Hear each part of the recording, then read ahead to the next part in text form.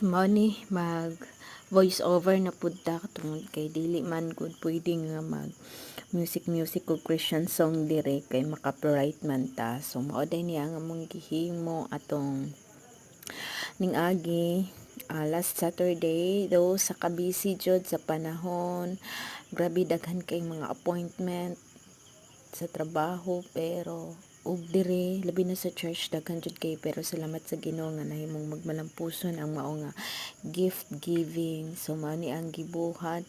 So kani nga mga bataa 17 ni sila kabuok. Dire ra ni siya nga sitio pero nagtuo ko nga ani nga sitio dili ra kay 70 ka bata. Pero 70 ra ka bata ang na-cater tungod kay mao ra pud ang kuan murag maigo sa church.